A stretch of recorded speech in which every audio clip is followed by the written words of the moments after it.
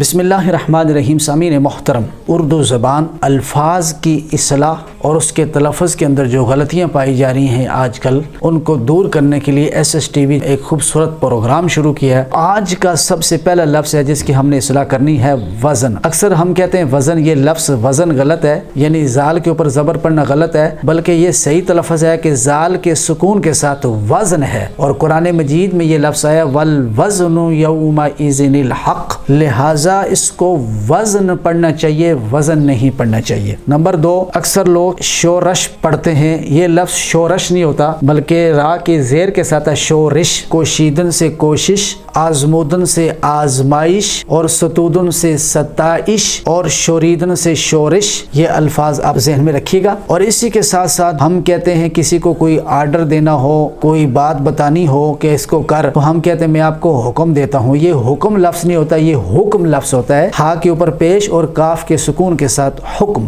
اسی طرح اکثر لوگ پڑھتے ہیں آتش۔ یہ لفظ آتش نہیں ہوتا، یہ آتش ہوتا ہے، تا کے زیر کے ساتھ۔ اسی طرح مصطفیٰ لفظ ہے، اس کو لوگ مصطفیٰ پڑھتے ہیں، توا کے اوپر پیش پڑھتے ہیں۔ توا کے اوپر پیش نہیں پڑھنی چاہیے، بلکہ اس کو یوں پڑھنا چاہیے مصطفیٰ۔ اسی طرح کوئی بندے کو اٹھا کے لے جائیں تو ہم کہتے ہیں فلاں بندے کو فلاں نے اغوا کر لیا۔ یہ اغوا لفظ نہیں ہے، یہ اغوا لفظ ہے، اس پہ بھی غور کیجئے۔ اور اسی طرح کسی ملک کا ایک نام ہے جس کو ہم ریاست کہتے ہیں، اور ریاست کو فارسی زبان کے اندر اقلیم کہتے ہیں، لیکن لوگ غلطی سے الف کے اوپر زبر پڑھتے ہیں، اقلیم پڑھتے ہیں۔ یہ اقلیم لفظ غلط ہے، اصل لفظ ہے اقلیم۔ حضرت عمر کے زمانے میں 22 ایسے لوگ تھے جو شریف مجددی صاحب نے اپنی شرح بخاری کے اندر یہ بات نقل کی ہے، ان کے نام بھی عمر تھے، لیکن امتیاز کے لیے ان کے نام کے ساتھ واو لگایا گیا کہ پتہ چلے کہ خلیفہ راشد جو ایک ممتاز حیثیت رکھنے والی شخصیت ہیں، ان کے علاوہ باقی جتنے ہیں وہ عمر ہیں، اور صرف عمر حضرت عمر رضی اللہ تعالیٰ عنہ ہیں، تو اس لیے اس کو عمرو نہیں پڑھنا چاہیے، اس کو عمر پڑھنا چاہیے۔ اس طرح ایک لفظ ہے مہاجر، اس کو اکثر لوگ مہاجر پڑھتے ہیں، جیم کے اوپر زبر، جیم کے اوپر زبر پڑھنا غلط ہے، مہاجر جیم کے نیچے زیر پڑھنی چاہیے۔ ایک لفظ ہے منافی، اور اس کو اکثر لوگ منافی پڑھتے ہیں، یہ لفظ ہے منافی۔